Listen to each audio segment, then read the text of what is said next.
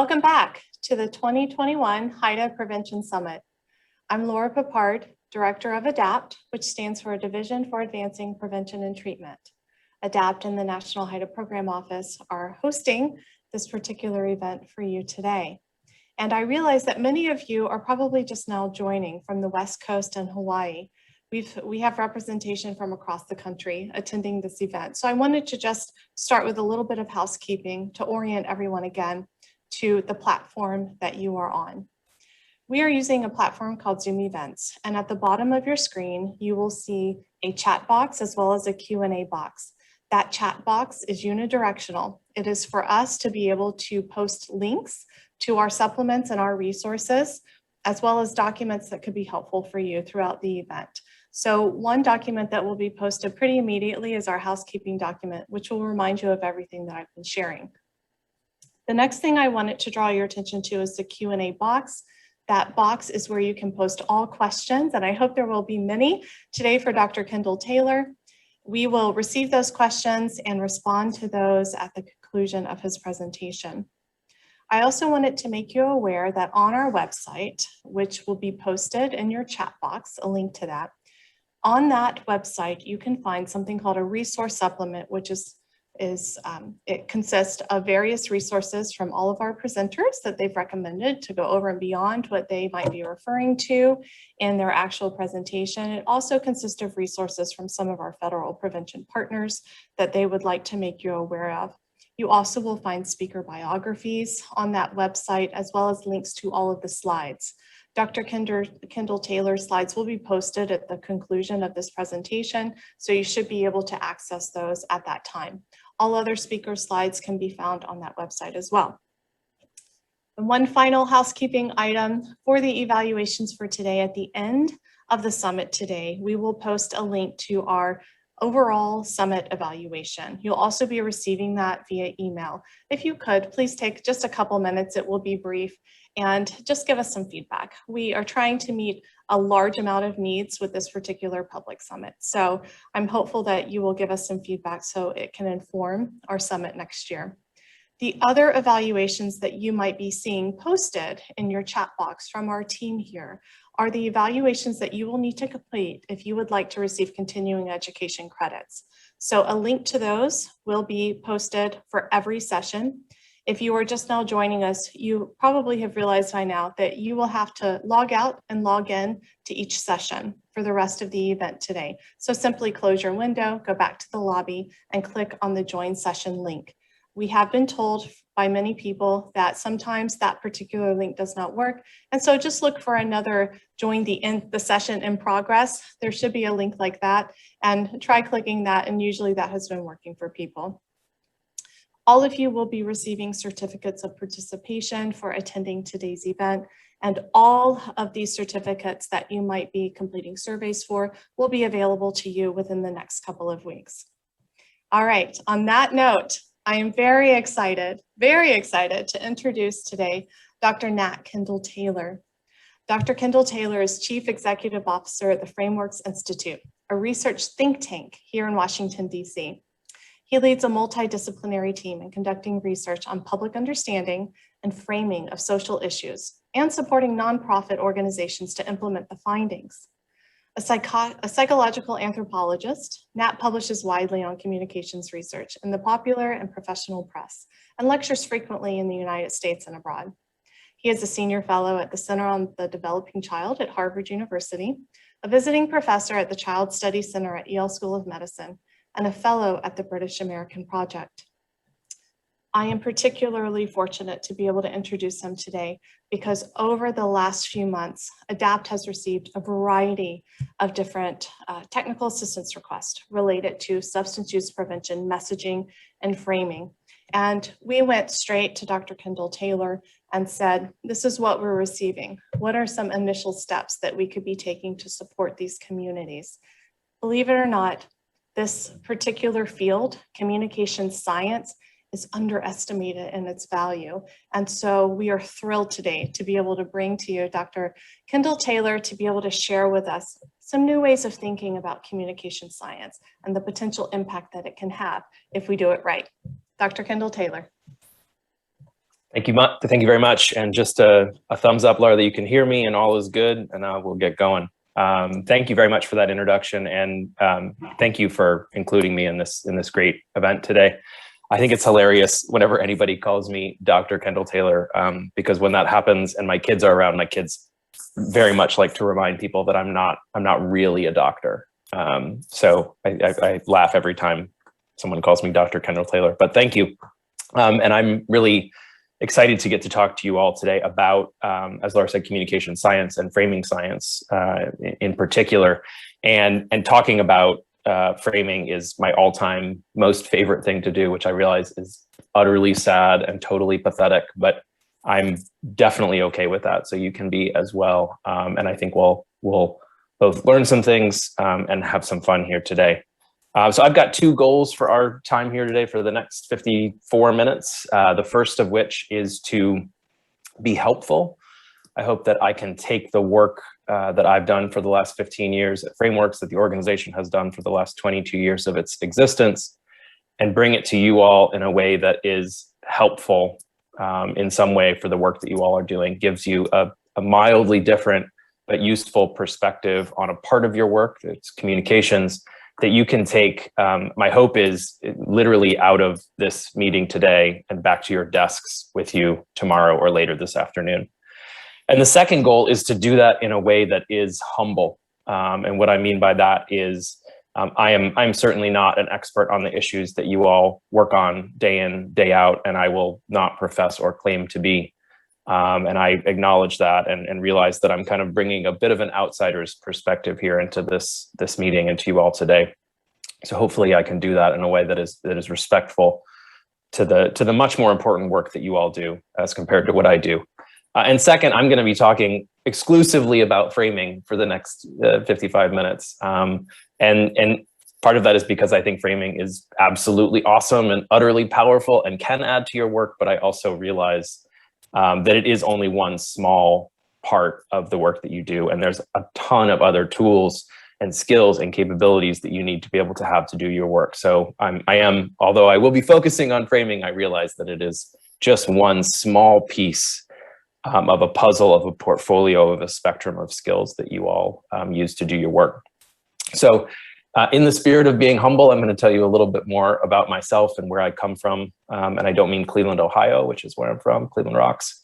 But I mean kind of my background as an anthropologist and why that's significant. So I am, by training, as Laura said, what's called a psychological anthropologist, which means that I study culture and how it influences the way that people think, how people use culture to process information, to make meaning of messages, and importantly, to formulate and make decisions as a result of hearing what it is we have to say.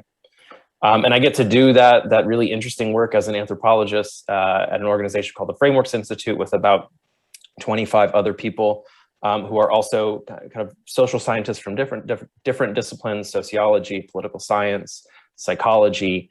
And we study two things that I'm going to talk about and focus on today. So the first of which is we study how people understand complex social issues like substance use, justice reform, climate change, whatever it may be. And second, we study how the way that we communicate affects those understandings, shifts people's thinking, opens things up, or, as is unfortunately more frequently the case these days, closes down thinking and shuts people off and keeps them out of our conversations. So that's kind of a little bit of background about myself and the organization.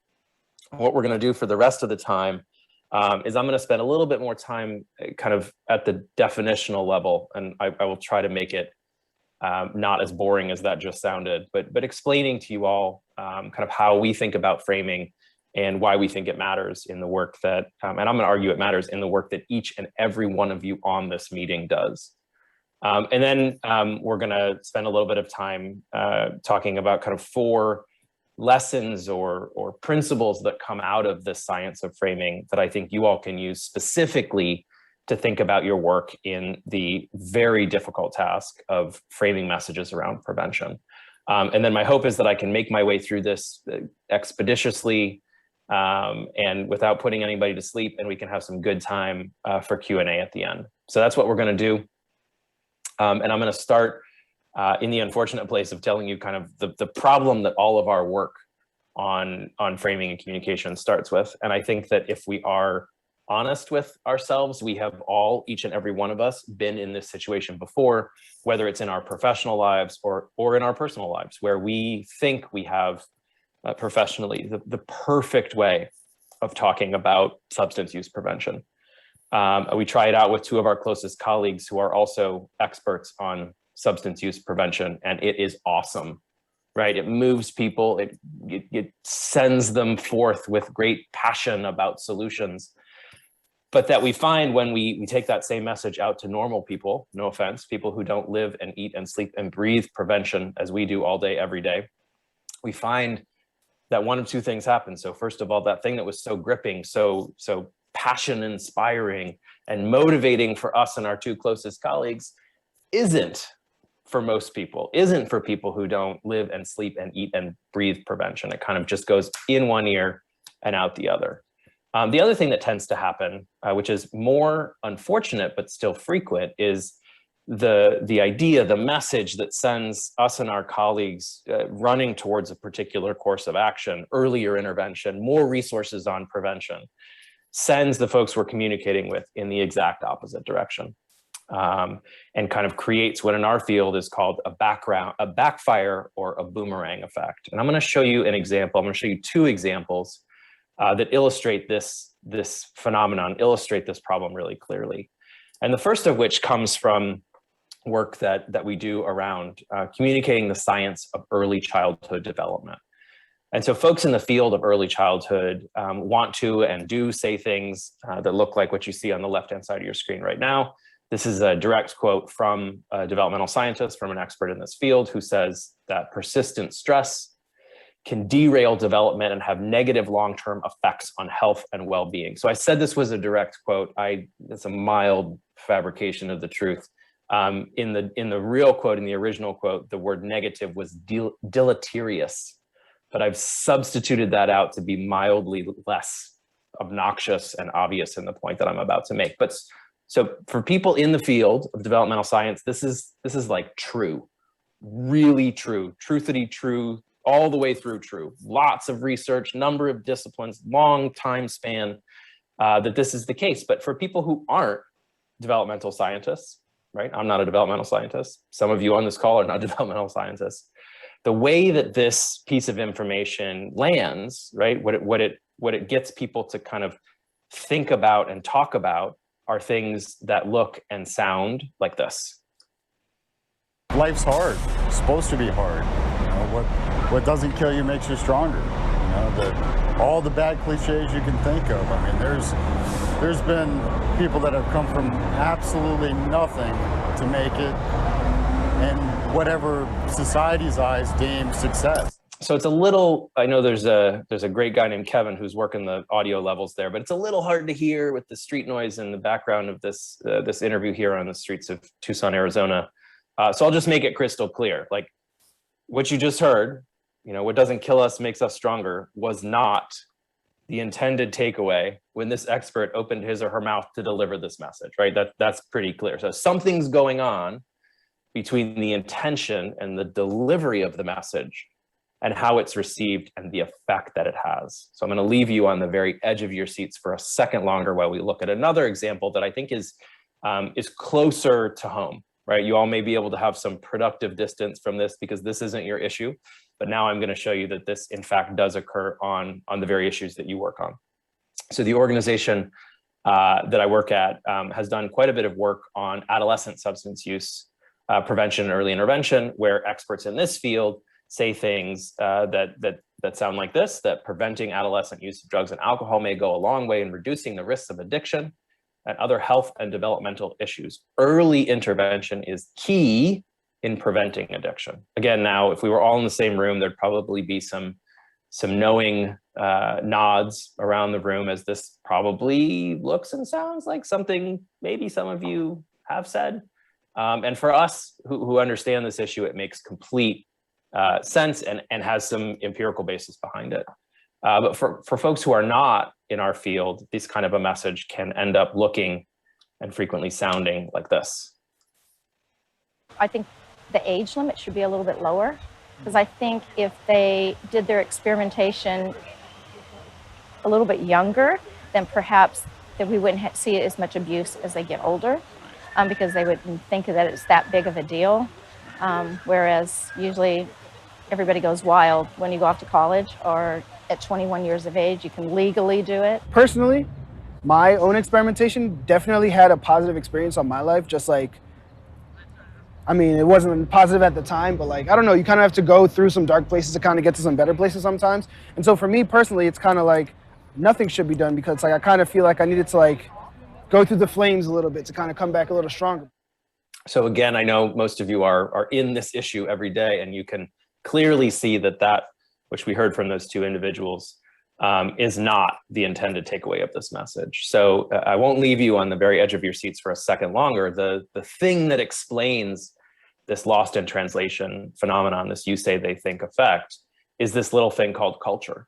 And when I say culture, I don't mean kind of Indiana Jones, external artifact, archaeology kind of culture, which is still what my parents think I do, but rather culture in mind, culture as a set of shared ways of thinking, of patterns of reasoning, of assumptions that we all make, that we carry around with us in our heads, and that become active when we receive messages about issues.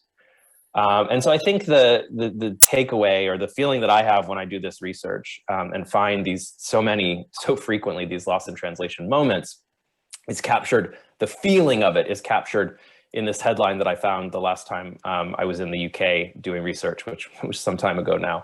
But the headline is, "The British public wrong about nearly everything, survey shows." And I think that that's how it feels when we're in these moments where we can't get our ideas across. And if we were in the same room, maybe a few of you would be chuckling and find this humorous. But I actually think this is wrong. This is the wrong way to think about what was going on in those last two videos. It's not that people are wrong. It's not that people are stupid.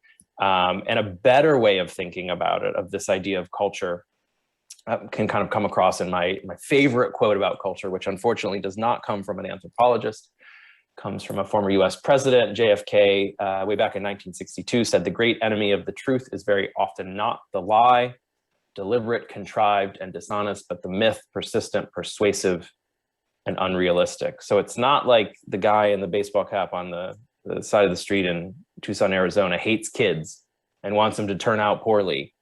But it is that he has a way of thinking about stress, a cultural myth that he uses to think about stress that complicates his ability to take in that scientific information, that gets in the way of his ability to take that forward and use that in how he thinks about solutions and how he thinks about what needs to be done to support kids and families. So that's kind of the bad news part of the presentation. The good news part of the presentation is that same science that helps us understand these lost in translation, these kind of stuck backfire boomerang effects, can really help us think about the solution. And this is one of these moments where I will not come across as being humble, but I'll tell you what I mean. And the solution, part of the solution to that, is in framing. And that's really what I'm going to focus on for the rest of my time. But I'm going to first tell you what I mean by this word that's on the screen right now, because framing is one of those terms that has become so ubiquitous and overused that it has lost, I fear, any and all meaning it ever once had. And so I'm on a mission to correct that. Every time I talk about framing, I try to define what it is that I mean when I say that word and use this term. So I'm going to do that right now. So when we talk about framing, at least for the next 40 minutes here, what we mean is the choices that we all make, every one of us, that we make in how we present information. And sometimes these are big, obvious choices. The values that we use to advocate for why an issue and its solutions matter so greatly. The metaphors that we choose to explain how issues work. But sometimes they're not so obvious and in our face. Sometimes they're really subtle, but still incredibly important. Sometimes they're the pronouns that we use. Do we talk about us and them, they, those people who are dealing with problems over there? Or do we talk about we and our? Sometimes it's in the verbs that we choose. And I'll show you an example of this in a second, and how certain verbs deny agency and power from groups of people and how other verbs extend and open up that agency and power. So framing is about how all those choices, big and small, and it's not just about words, it's about visuals, it's about sound, it's about all the choices that we make, how all of those choices influence the way that people think, kind of how they understand our issues, feel, how they engage with, and the emotions that they have when they're engaging with our issues, and importantly, how they act, what they are or frequently are not willing to do as a result of hearing what we have to say. And so I feel like this is kind of like hand wavy. I'm literally waving my hands. So I'm going to give you a specific example of what this looks like. And this is for this example, this is a piece of work that we've done, we completed a while ago, not in the US, but in Canada, in the province of Alberta, which is one of like the tall, skinny ones in the middle of the country, really cold. That's kind of all you need to know here. And the challenge here was how you get people, how do we talk about addiction issues to increase public support for a set of preventative evidence-based addiction policies and programs. That was the task. This is a project that includes a lot more than what I'm about to show you, but this is one part of it. So this is a framing experiment. This is an online experiment in which we put together a sample of about 3,000 Albertans, which, believe it or not, is not the entire population of Alberta. This is a representative sample, not an exhaustive sample. And the way that this works is each of those 3,000 people gets randomly assigned to hear a message. So in this case, they all read about an addiction program. The difference is that some of them are randomly assigned to a value that frames, that positions, that leads off that information about the program. So some people are randomly assigned to receive the value of interdependence. So they'd read, it's 80 words about the program, and then like the 10 words at the beginning are something like, we need to do better in this province of addressing addiction because we're all in this together. What affects one of us affects all of us, and therefore we must come together and address this issue.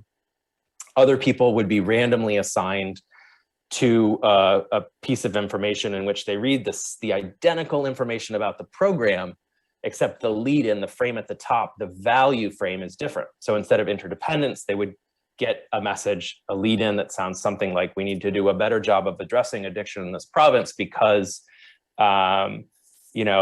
addiction could affect you. It might be you. And therefore we need to have empathy and compassion for individuals who are experiencing this issue.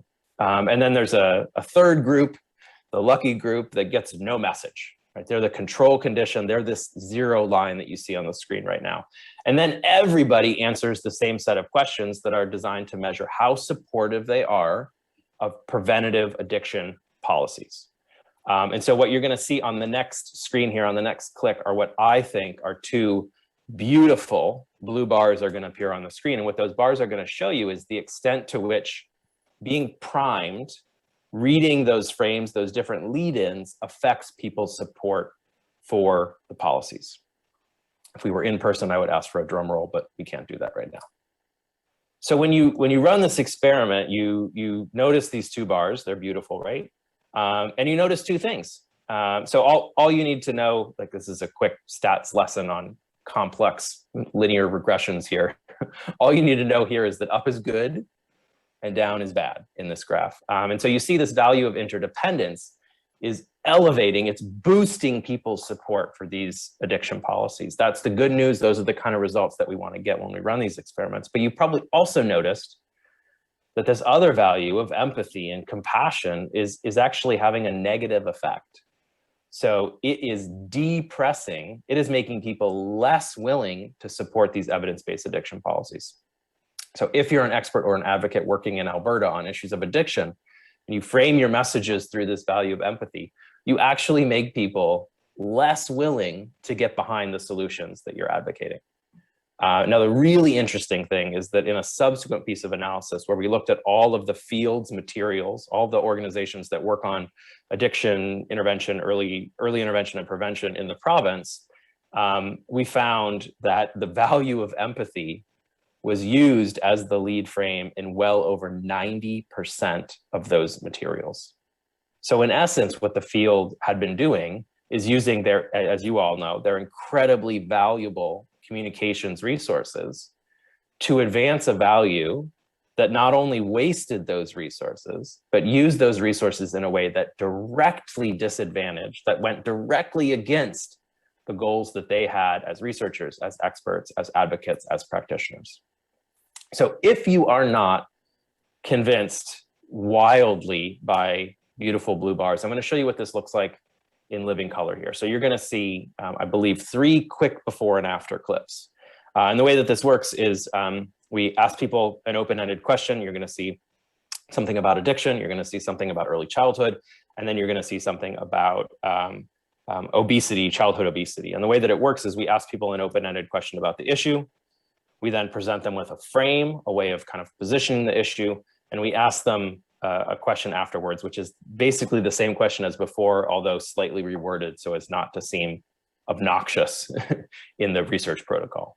So what I want you to do here is I want you to be on the lookout for the differences between the before and the after. And I should tell you, I have cherry-picked these examples because of their clarity between the before and the after. So I realize it's either in the morning or right after lunch for you all. I'm kind of setting the bar of noticeability appropriately low. So this is about 1.5 minutes. And again, just be on the lookout for the differences between the befores and the afters. If somebody who's addicted to cigarettes chose to have those first few drags and rip the shit out of their throat and become addicted to cigarettes. Alcohol, they chose to have enough alcohol to end up addicted to it. As I said initially, leading to addiction is the susceptibility to addiction. And if you aren't exposed to it, and especially at sensitive times or at critical times, then you might not end up addicted. So what do you think about stress? It's a normal part of development, in my opinion. What's the effect or the role of stress? Again, thinking about young kids. That causes, in my opinion, long-term damage to a child. A lot of the emotional developments and the learnings that are meant to take place wouldn't happen in that situation. And how about child obesity? What comes to mind when I say that? Immediately, I'm thinking that maybe the parents are coping with their children in maybe the wrong way. They're feeding them too much, giving them food to keep them immediately happy, and not considering the longer-term benefits of eating healthily. As I said, it's eating less and moving more, really. Yeah, I often say to myself, I'm surprised that we are still allowed to advertise certain things on the TV as we do. It just comes down to the things, the producers of food. If they're making stuff that's going to make us unhealthy, that needs to be addressed. To how the food is marketed, how aggressive that is, and how much it's particularly aimed at kids. So hopefully you could notice and see the differences between the befores and the afters there. And if we were in the same room, we could have an awesome kind of detailed discussion where we cut that up and we kind of talk about the differences. I'm just going to highlight the first one for in the interest of time. And I don't know if you noticed, but that guy, so this is confusing. This is an Australian man in a mall in Alberta, Canada, talking about addiction, but don't let the accent or the context throw you there. So every time I see that, and I watch that video probably over 500 times, I notice something that he says in his before and something that he says in his after that is really important. And I don't know if you noticed this, but he says, as I said initially, in his after, right?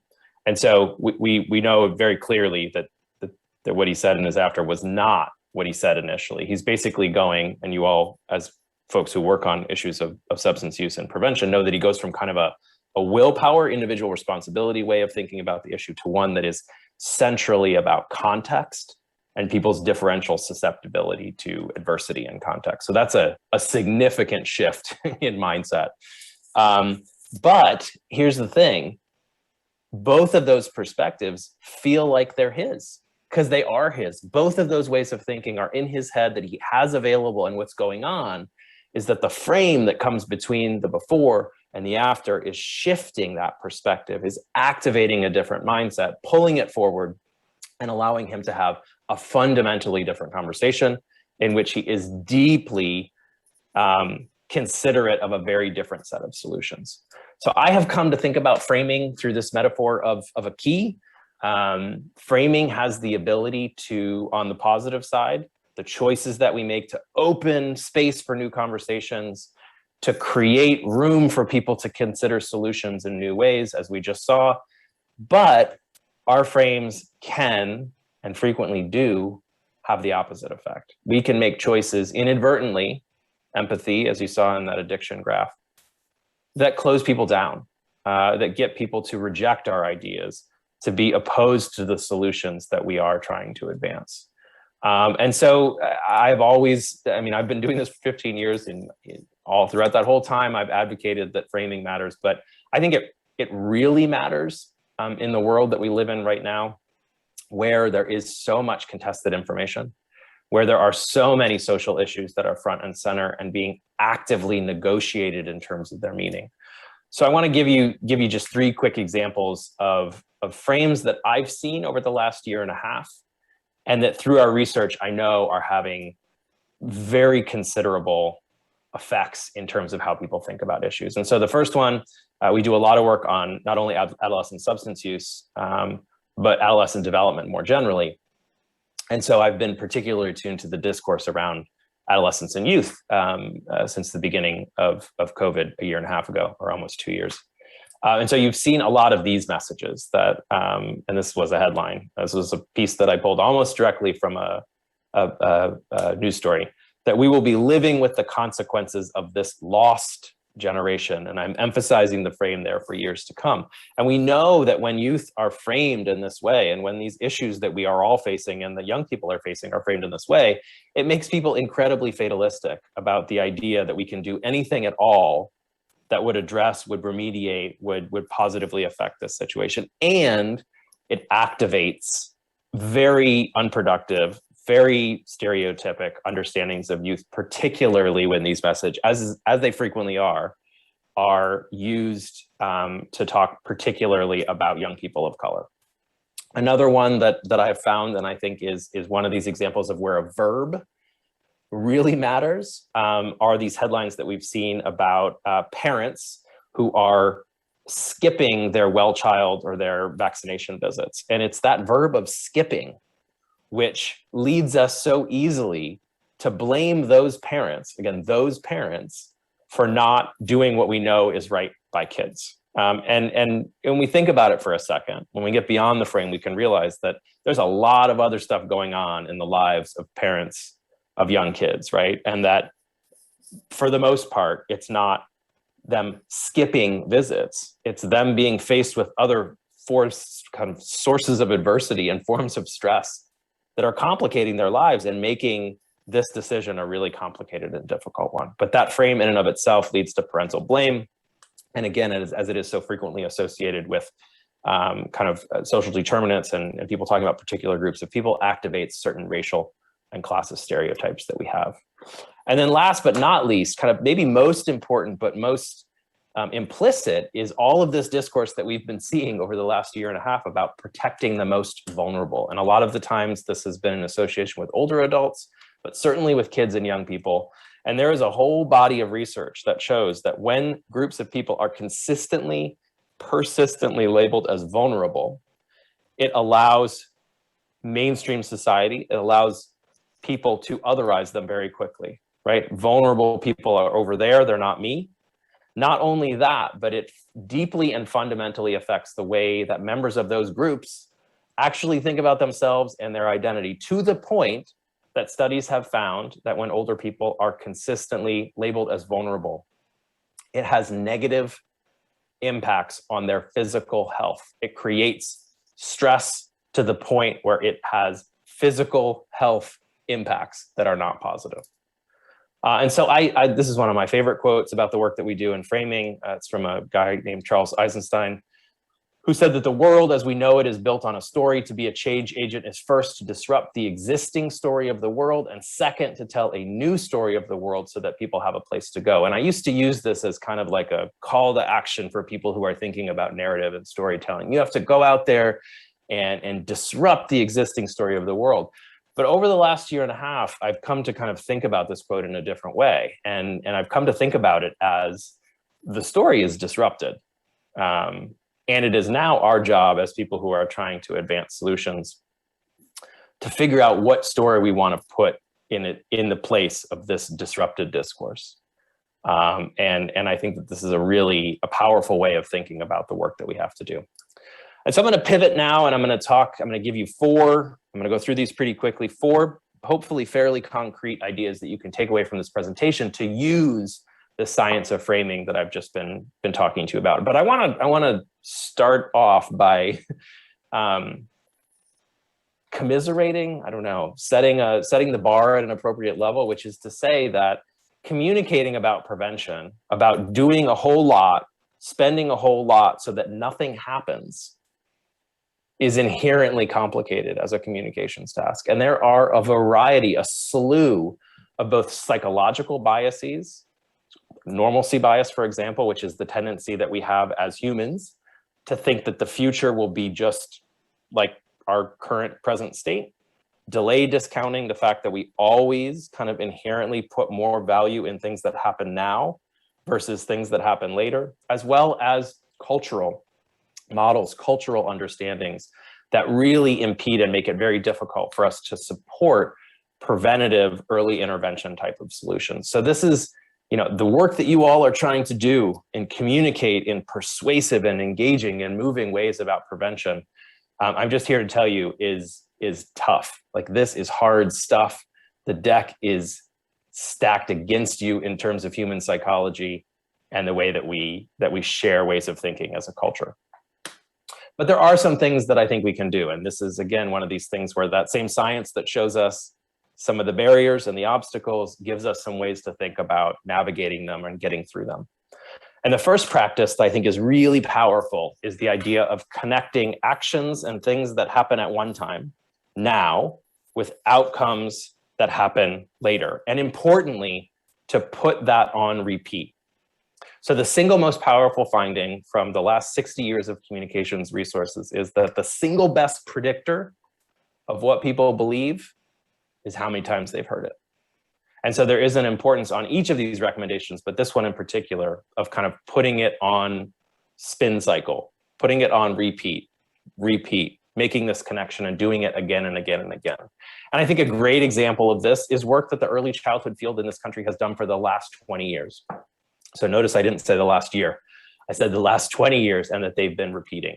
And a lot of this has come from one metaphor in particular that Frameworks has been part of designing and testing and moving out into the world, which takes something really familiar, the process of kind of construction, of building a structure, of building a house, and compares it to something that for most of us is really unfamiliar, the process of brain development. This is the metaphor, you may have heard of it, called brain architecture. And so what this metaphor does really powerfully is it allows us to make connections between early and later. And the fact that this has been repeated over the last 15 to 20 years is part of what has shifted people's understanding of early childhood. So if brains are built like a house, just based on that simple analogy, then we can see that early matters, right? That foundation and the way that it is built is critical to everything that happens. It's critical to how that house works. It's critical to how we build the walls and the roof and put in the electricity and all those things.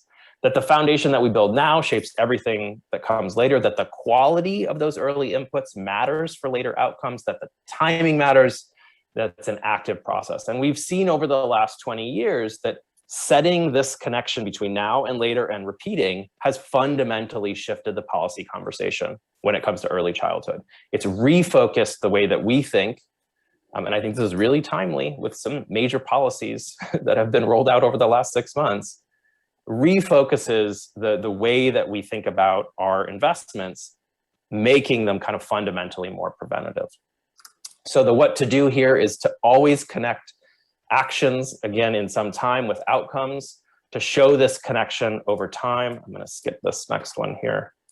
And to use examples not only from the issue that you work on, but from other issues that allow people to get smarter and learn about this connection between early actions and later outcomes that they can transfer and bring to thinking about your issue. So one thing to think about is, can you use the example of early childhood as a way to help people think about the power of prevention. So the second practice that I think is really powerful and that I think you can use in your work is this idea of the initial choices that we make and how we define an issue and tell people what it is about are incredibly significant to everything that they do afterwards, to what they do with all of the information that follows that initial decision. And so I think a great example of this, so this is not a typo on here. This is a piece of work that we've done in Australia on parenting. And in Australia, you spell that word programs in the way that it is on the screen right there. And so the challenge there was, how do you get Australians to kind of shift and rethink the way that they support policies, programs, preventative in nature, designed to support parents to improve the process of early childhood. And so in this experiment, this is like those beautiful blue bars. These are going to be gorgeous green bars.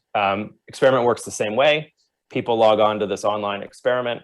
Some people enter the discussion, enter a paragraph about a parenting program by hearing about effective parenting, which is basically the frame that the field has used for the last 40 years. This is the not so subtle kind of finger wag of things you should do, things you shouldn't do to be a good parent.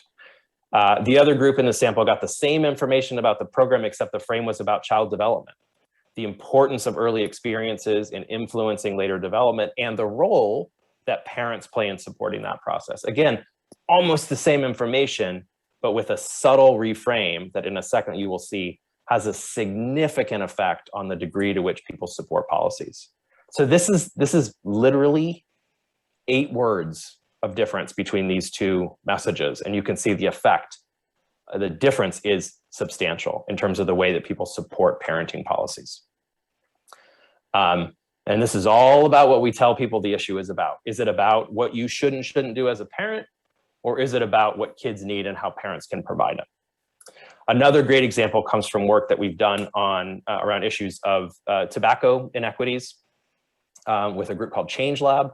And here we can see the way that people come into this issue is incredibly important. So we tested the economic argument, which argues that this issue is important because if we don't deal with it, we'll have increased healthcare costs. We found that this kind of a message backfires really powerfully. It actually reduces people's support for these policies that would improve tobacco equity, address disparities between groups in terms of the use of tobacco. We also tried, and you all know probably that this is a very frequent frame used in public health. We also tested another frequent frame used in public health, which is we call the kind of last mile, that we've done so well, and now we just need to address the groups that remain that need support and attention from policy. And again, we found a really powerful backfire that as soon as you do that, people blame members of those groups for not having made the same progress that other groups have made. But third and finally, and you can see where this is going, if the way into the issue is not about economic impacts, it's not about the last mile, it's about justice. The fact that in a just society, we need to make sure that no community is singled out and overexposed to harm. You get this dramatically different effect where support for these policies that the field is trying to advance increases substantially. So the things that we have to do to realize this recommendation are to think really carefully and not view those first words that we use as throwaways, to think really carefully about how we let people into our issue, and to think about the place that we start as being important in where people can get to and where people end.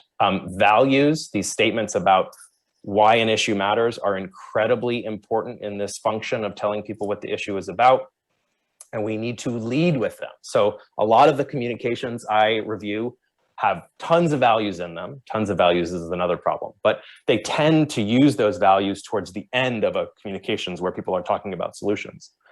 And I think what happens there is that people can't use the value as a way to get into the issue, which is kind of a lost opportunity. The third recommendation, I think this is a really powerful one that I think a lot of people who work on prevention are actually well positioned to apply. is the idea that we need to spend time on solutions and not just demonstrating the extent, severity, and urgency of the problems that we are up against. There's been some great work done on this by a group of social psychologists who study this idea of urgency, of how dire and on fire an issue is presented to be, but also study this issue of efficacy, right? The extent to which people can see a problem as solvable. And they, in their research, they vary the degrees that a message has urgency, and they vary the degree that it has that it evokes efficacy.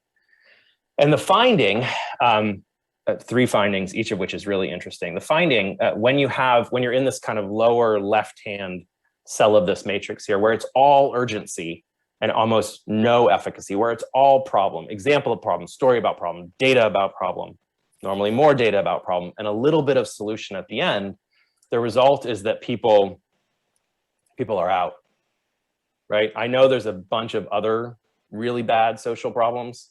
You've given me one here, but I don't think there's anything we can do about it. So I'm putting it on this pile here, and peace, I'm out. I'm moving on. Unfortunately, the answer is not just to completely flip that script and get all kind of, you know, hopey changey, solutions are everywhere, rainbow, unicorn, lollipops, whatever we want to use there. Because when you do that, when your message doesn't have urgency, it's snore and bore, right? People know that there are urgent problems. Yours is one of them. It seems like you've got it. Therefore, again, you have not earned any of my attention, any of my energy. And normally people who do framing say that there are no magic words. There are no silver bullets when it comes to this work that we do.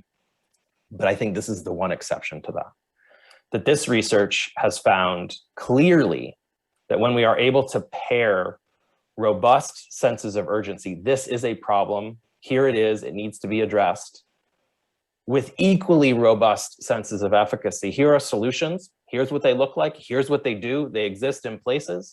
You create these almost magical messages that bring people in and give them a place to go through the urgency and efficacy combination. I have 2 videos here, but I'm running a little bit short on time. If we have time at the end, I can maybe show you these, but I have a group of PSAs that we worked on around child abuse and neglect that really show this clearly. But I'm gonna skip these now. You are wondering what they are, don't you? The really important takeaways here are to realize the importance of bringing solutions when you have them, to not only just drop and describe a solution, but to explain how it works, to realize that our tone is such an important part of how we balance this urgency and efficacy, that it's not, you know, we can't just be doom and gloom in our choice of words and how we are framing our messages. We have to present people with the idea that solutions are possible. But it's also really important, especially in the times that we are in, to not forget that urgency part, to connect with how hard things are, because if you don't, people will reject your message. People will think you're out of touch and out of tune. So one kind of way that we might see this is the message on the left. Think about this as like a before message, which really has solutions, right? So this is more about how to do solutions, but you can see the solution here is moms need to quit smoking. That is an incredibly individualistic solution. And this kind of a message leads people to blame moms, to kind of accord them responsibility and let the rest of us off the hook. If we can reframe this message in the following way, which is, again, not a dramatic reframing, you can see that the solution is about what we need to do to prevent things rather than what a mother needs to do about her decisions.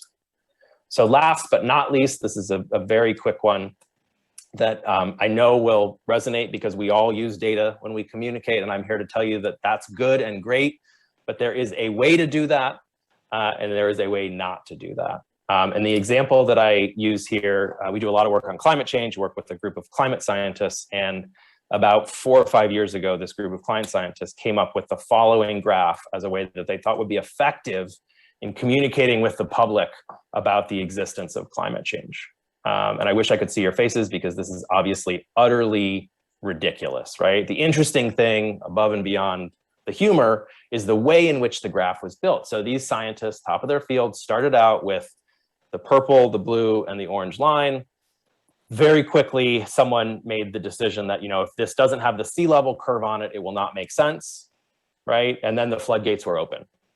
Someone else said, without the northern hemisphere Greenland curve, it just won't work. And if we could get that on there, that would be fantastic. And then someone else said, we really love our one measure on the vertical axis, but what if we could get another one on there and put it in red? That would be great. And then you can see that kind of the information, they're not just happy with the graph, it goes on and spills down past the bottom of my screen. And again, I'm not saying, that's dramatic, I'm not saying any one of us would ever do anything like this in the work that we do. So my sarcasm probably doesn't come across there, but the idea is that we do this all the time. It's not as flagrant as what we saw in that graph, but in the way that we use infographics, this practice of layering data on is still there, and it's really problematic. So this way that we have, this is the normal kind of equation that people use, the formula that people use to communicate with data, that we all have this magical numerical nugget up our sleeves and in our pocket. We start with that. We've learned and heard somewhere along the lines that it's great if we can put this in colorful charts and graphs. Normally that's not enough, and we go back for more evidence and data, and the assumption is that at some point, epiphany ensues, right? We've layered on enough data that people understand what we're talking about, they're with us, they support our solutions, and we know clearly that this is not how it works. So what we need to do instead is, again, draw on values to clearly show why our data matter, to not leave data naked, right? Instead, to telegraph their meaning, to tell people what they mean and what they show. There are ways of using a practice called social math, which is the use of metaphor to get people to understand the extent, the size of the numbers and their relative nature that we're using.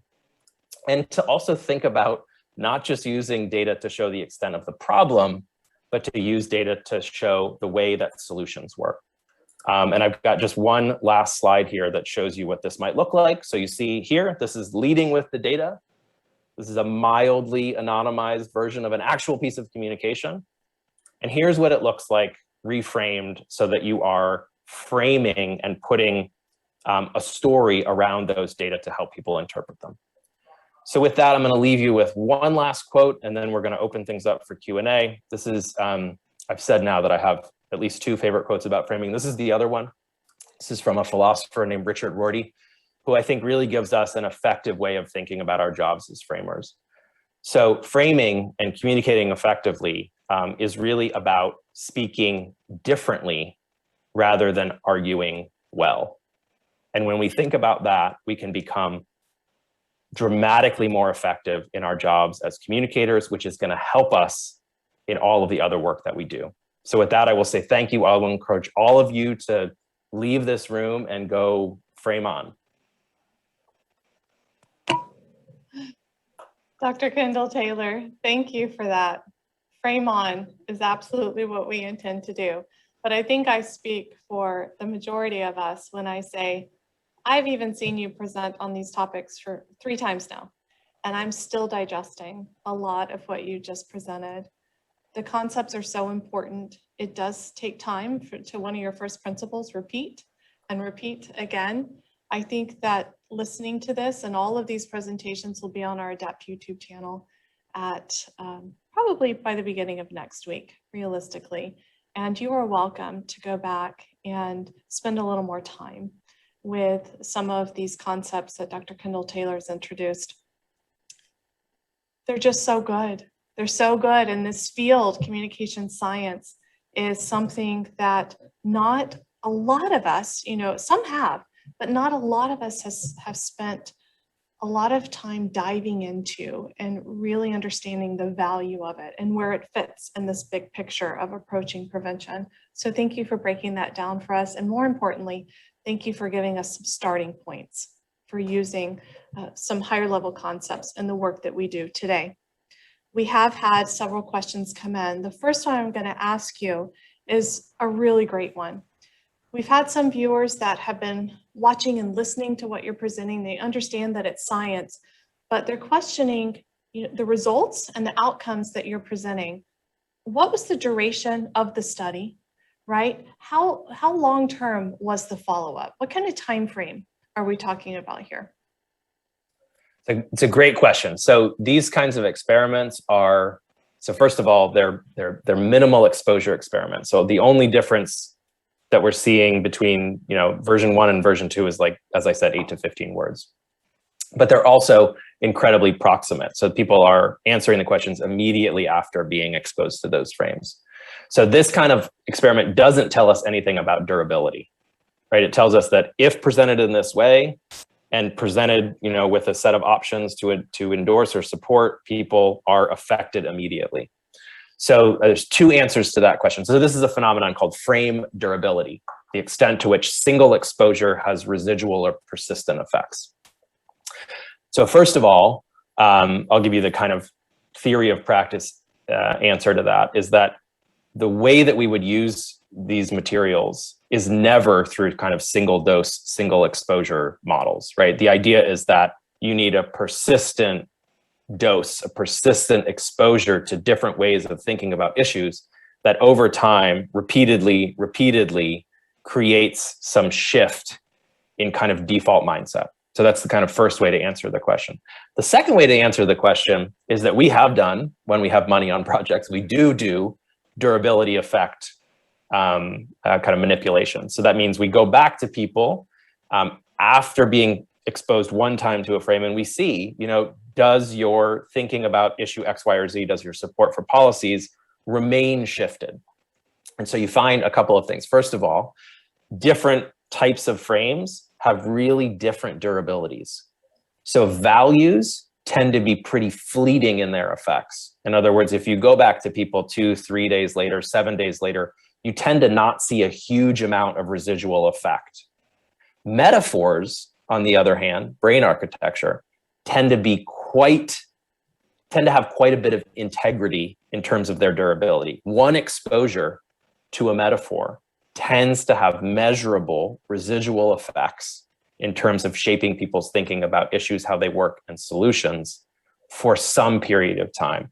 I actually just read a really interesting study that showed that the use of metaphors has effects up to as much as 6 months later following a single exposure to that metaphor.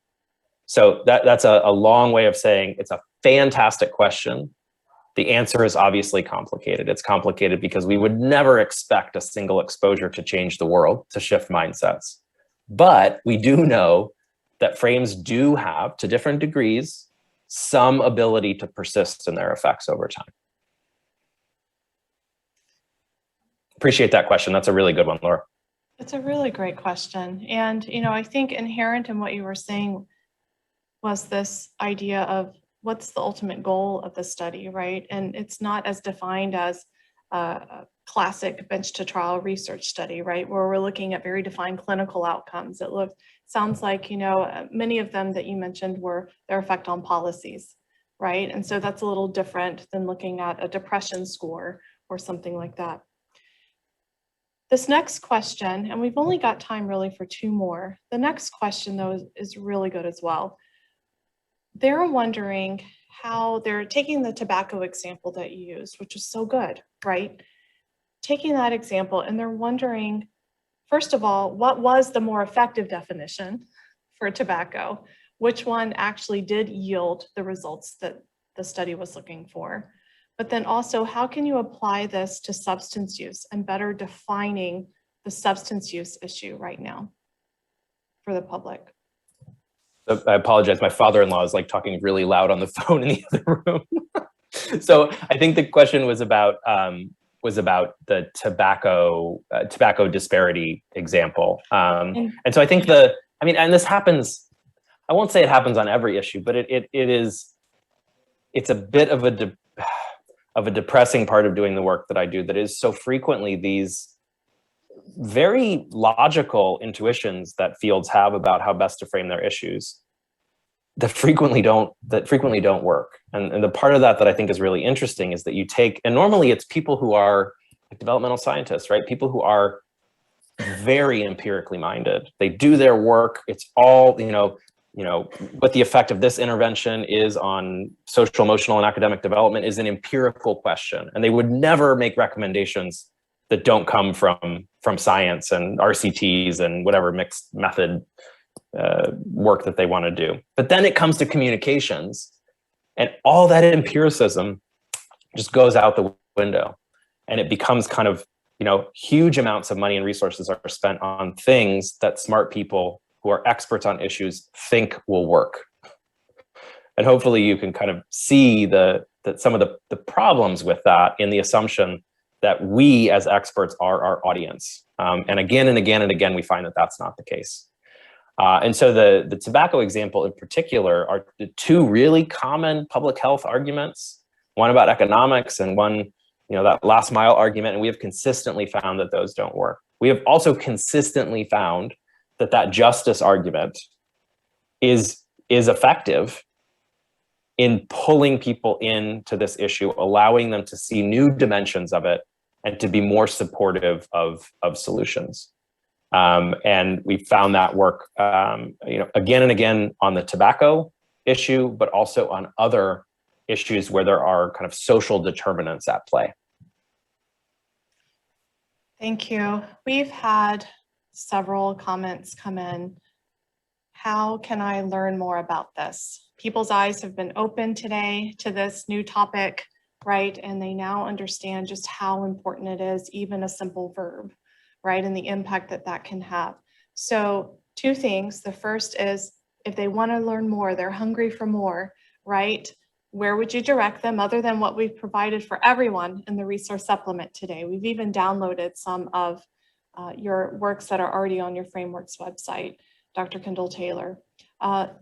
Number two, would love to have you back for a webinar with ADAPT, maybe on a more specific topic to take it to the next level. And so I'm going to throw that out publicly right now that we will try to coordinate that whenever Dr. Kendall Taylor is available to try to facilitate a level 2, if you will, now that you've been introduced to the fundamentals. And we'll obviously advertise that if you have subscribed to our ADAPT emails or on social media. The third thing I wanted to mention, though, was that we are developing the toolkit because Dr. Kendall Taylor knows, we've even inquired about his assistance in helping us build one, that he's been talking a lot about framing science today, framing science. And I had mentioned more broadly communication science. And because we just don't know as much as maybe we should working in this field, we are going to be working with a few different partners in building a starting point, a messaging and framing toolkit to help others. So be on the lookout for that. We'll advertise that when it's ready and produced. But can you answer this first question for us, Dr. Kendall Taylor? Sure, I want to answer all of those. I want to answer all those questions. Okay, yeah. Great. And Dennis put absolutely cool in the chat. Thank you, Dennis. I appreciate that. It's a lonely bubble there in the chat, but it's an awesome one. Thank you. Thank you for that. So, I mean, the good news is that as a nonprofit, we make all of our research free and publicly available. There is a number of areas of our work. So it's free and publicly available on our website, which is www.frameworksinstitute.org. There are probably some particular areas of our work that would be important for you all, given what I think you all do. So there is work on addiction. Again, that's work from Alberta, but I think there's some interesting things to learn there. There is an extensive set of research around adolescent substance use prevention and early intervention. I imagine those are things that Laura made available. And then the suite of tools around tobacco is also has also recently come on the website, and I have to say that work is awesome. That is some of my favorite recent work that we've done. So I would encourage you all to dig into those 3 areas. And then, if you're interested, there are more general resources about how we think about mindsets, why they're important to shift, how mindsets relate to policy and practice, and some of these kind of other ideas that I think are really important, not only for people who study framing, but for people who are trying to do it kind of on the ground in their work. And I guess the last thing, I guess I'm going to end with an apology, which is I threw a lot at you. I realize that I have this problem when I'm talking with people who do work that I think would benefit from so many different ideas that we have is that I kind of just throw it all on there in a smorgasbord and assume that you're going to take it all in. But I realize I threw a lot at you. And I think the way to do it moving forward, Laura, is to pick one of those ideas, the urgency, efficacy, balance. You could do a whole half day on that one particular idea and get really specific of how do you make language choices in both what you say and what you write that really advances and allows you to use that principle in your work. So apologies for the onslaught of ideas there, but hopefully you could find kind of one or two nuggets in there that are helpful to you in the work that you all do. Great. And maybe over time, we'll be able to offer a series of webinars from Dr. Kendall Taylor on these more specific topics. So stay tuned for that. At this point, I think we're going to wrap this up. Thank you for increasing our awareness around this topic. I feel like we're all leaving enlightened with new insights into this space. And Dr. Kendall Taylor, very much appreciated. Thank you for joining us today. Thank you all very much. Thank you. This time we're going to wrap up this session, and we will see you at the next session where we'll be talking with Dr. Biglin and Dr. Embry about something equally as cool, fundamental units of behavior change. Okay, I bet it's something that maybe you haven't been introduced to yet. So this will be new content that you can carry forward with you today. So we'll see you over there. Thank you.